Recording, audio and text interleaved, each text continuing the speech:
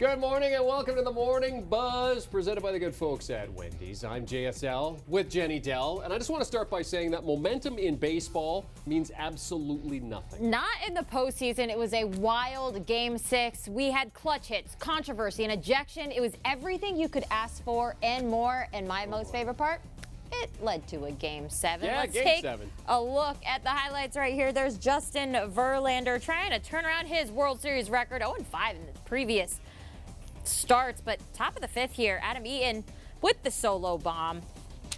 We're going to go on to Hello Soto. This is two batters later. Juan Soto crushing Verlander, 111 miles per hour off the bat. Oh boy. The Nats will take the lead there. And look at that hit. He also carries the bat to first base, which is apparently the new thing to do in baseball. Look at that. Yep. To the ninth we go. Anthony Rendon lines the ball into the gap in right center. We force a Game 7. Here's Dave Martinez after. He was lights out. I mean, he was really good. The big pitchers and big moments do what Strasburg did today. So I told him after the game, he said, that was tremendous. I mean, you picked us all up, and we're going to Game 7 because of your performance. Strasburg dominated there. Now from a fantastic Game 7 in baseball to a dynamite Game 4 for the Lakers by Anthony Davis. Maybe he should play injured more often. You know what? Maybe he should. Maybe he should. There is that reputation he has of perhaps being a bit injury prone. But, I mean, last night, Davis, shoulder soreness, wouldn't even talk to the media before the game against the Grizzlies, violating the NBA rules. But boy, oh boy, he went off last night, gutted it out. He put up his first 40-20 game in the league since 2003, and he did it in just 31 minutes of court time, the fastest since court minutes started being reported in 1951.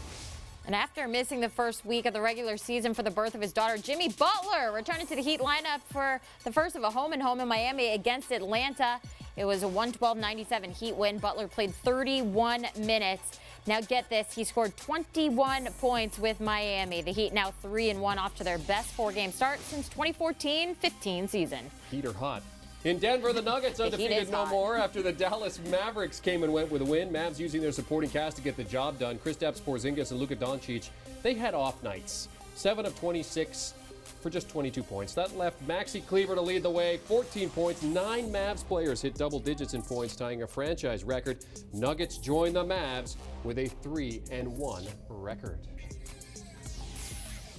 Let's get a little frosty with some hockey action. It's October, and that means it's Hockey Fights Cancer Month. Yeah. That led to a great moment ahead of the Bruins and Sharks game last night. Beautiful moment last night. 3-year-old Quinn Waters, the mighty Quinn, taking care of the pregame fist bumps and the opening face-off. Quinn coming off 4 rounds of chemo, a brain tumor removal in February, had not been able to leave his house, but he was there last night to watch the Bees down the Sharks. The 3 oldest guys in the league, by the way, Zdeno Chara, Joe Thornton, Patrick Marleau, were all on the ice at once in this game, but the story of it was the mighty Quinn. And the Bees responded. David Pastrnak gave the Bees the lead with his 12th of the season in the first period.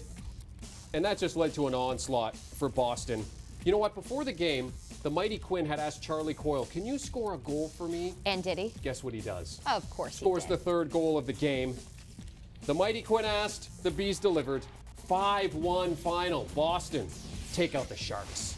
If you give Alex Ovechkin just a sliver of time and space in the power play, the penalty killers know what's coming next. The 34-year-old has done it through his 15-year NHL career. The Toronto Maple Leafs left the door wide open for Ovechkin. He delivered 4 minutes into the extra period. Washington Capitals with a 4-3 overtime win. You know what he said?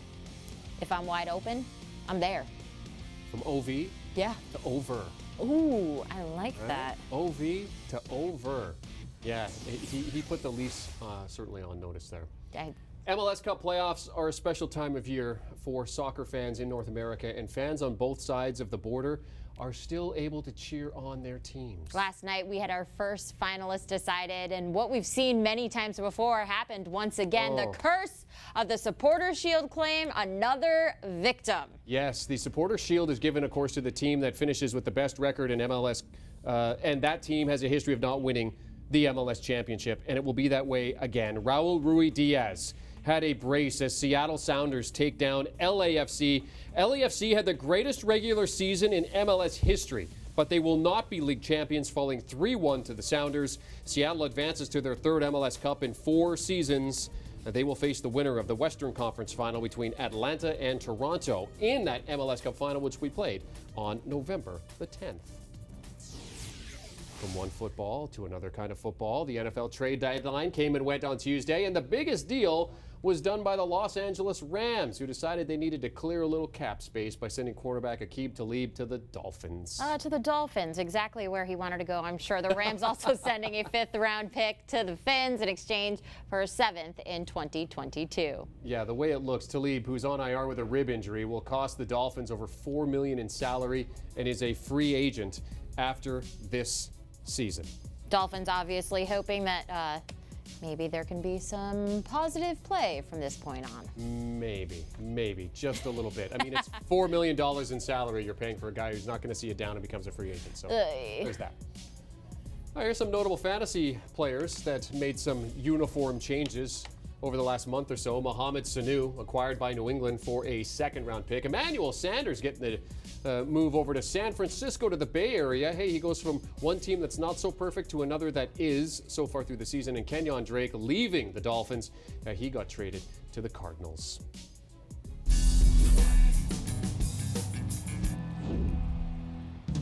Now time for Breakfast Bites presented by Wendy. Serving up the brand new breakfast menu. Try the honey butter chicken biscuit or the breakfast baconator today. Oh, that sounds delicious. Washington Redskins tackle Trent Williams has ended his holdout. He reported to the team just before yesterday's trade deadline, but it doesn't mean that he'll see the field. NBC Sports Washington said Williams still has no intention of playing this season.